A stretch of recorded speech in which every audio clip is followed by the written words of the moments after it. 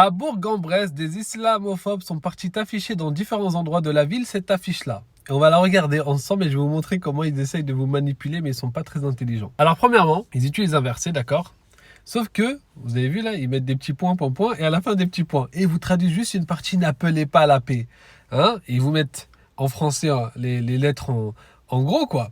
Et la langue arabe, les lettres, elles sont toutes petites. Bah oui, parce que le verset qu'ils vous ont mis, il est bien plus grand. Et on va voir ensemble c'est quoi ce verset-là. Alors on a le verset, maintenant que je vais vous expliquer le contexte, tout va être plus clair. Alors Dieu nous dit quoi? Ne faiblissez donc pas et n'appelez pas la paix alors que vous êtes les plus hauts.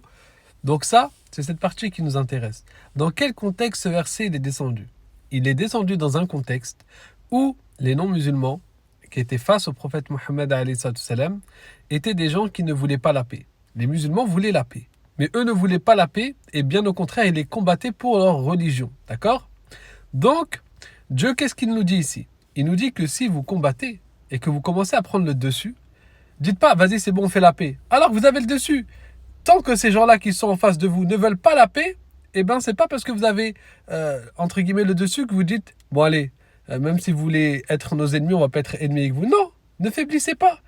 Par contre, dans un autre verset, c'est pour ça que le Coran, ça se comprend dans son entièreté, c'est-à-dire prendre les versets dans le contexte dans lequel ils sont descendus, regarder les autres versets, qu'est-ce qu'ils disent, etc. Et on réunit tous les textes et on comprend le texte. Et dans ce verset, Dieu nous dit quoi?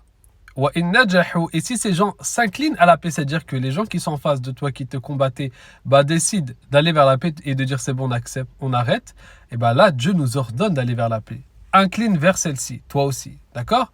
Donc, quand tu réunis ces deux textes, tu comprends bien que ce que Dieu reproche et ce que Dieu demande de ne pas faire, c'est de tendre vers la paix alors que les gens en face de nous ne vont pas vers la paix et qu'on commence à prendre le dessus. Non, si eux-mêmes ils acceptent et ils te disent c'est bon on arrête, là à ce moment tu arrêtes. C'est pour ça que d'ailleurs dans la biographie du prophète Mohammed il suffit de la lire pour bien comprendre le Coran. Et on voit quoi?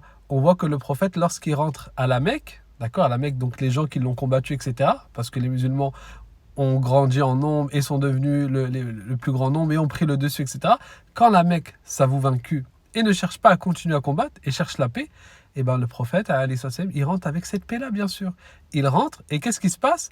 Le prophète, en plus de rentrer avec la paix, il rentre avec humilité, il rentre la tête baissée. Il ne veut même pas s'orgueillir de, voilà, je vous avais dit quoi, ouais, vous avez dit... Non, avec la paix.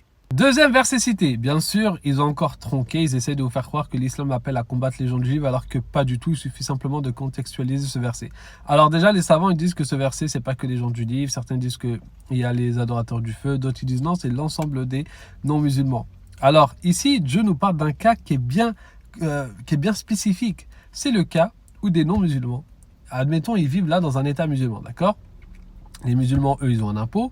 Lorsqu'ils atteignent un certain montant, etc., ils doivent donner une partie de leur argent, d'accord? Et les non-musulmans, pareil, lorsqu'ils sont dans une certaine catégorie bien précise, ils doivent donner une certaine partie de leur argent, un impôt, quoi. Alors, les femmes ne sont pas concernées, les vieux ne sont pas concernés, les enfants ne sont pas concernés. C'est vraiment les hommes qui ont la santé, qui ont la capacité de travailler, etc., qui travaillent. Eux, ils vont donner cet impôt qui n'est pas lourd, qui est minime, d'accord? Qui est minime.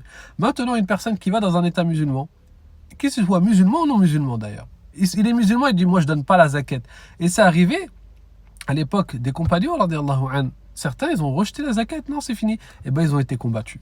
Là, c'est la même chose. Si quelqu'un il vit dans un état musulman et dit, moi, je donne pas la jizya, je donne pas les impôts, c'est eux que Dieu nous appelle à combattre, d'accord? Et même quand on dit combattre, il y a des règles, il y a plein de choses. Donc vous comprenez qu'en fait, ils vous ont complètement détourné le sens de ce verset qui est juste en train de parler de personnes qui vivraient dans un pays et qui se rebellent contre le gouvernement qui ne veut pas payer les impôts. Vous vous rendez compte? Voilà, la manipulation de ces islamophobes. Et dernier verset, bon déjà vous avez déjà compris beaucoup de choses avec les deux versets qu'on a vus, mais regardez bien dans ce verset, et combattez-les jusqu'à ce qu'il n'y ait plus de fitna et que la religion soit entièrement pour Dieu. Et si ils reviennent sur ce qu'ils sont en train de faire, il n'y a pas d'hostilité sur les injustes. C'est-à-dire que même s'ils sont non musulmans, etc., il n'y a pas à avoir d'hostilité envers eux tant qu'ils ne cessent ce qu'ils sont en train de faire. Mais qu'est-ce qu'ils étaient en train de faire ces gens-là? Il suffit de revenir dans les versets juste avant. Donc voici les deux versets avant. Dieu dit quoi? Combattez dans le sentier d'Allah ceux qui vous combattent. C'est des gens qui sont en train de vous combattre. Et que Dieu dit juste après, et sortez-les d'où ils vous ont sortis. C'est-à-dire que ces gens-là, ils ont fait quoi ces musulmans? Ils les ont combattus et ils les ont sortis de leur demeure. d'accord? Et les ont sortis de leur demeure. Donc le contexte, il est là. C'est pas dans, il n'a pas appelé comme ça d'un coup, allez combattre. Non, c'est des gens qui étaient en train de se faire attaquer. Ils ont été sortis de leur demeure. Bah, Dieu leur donne l'autorisation de se défendre et de sortir ces gens-là d'où ils les ont eux-mêmes sortis.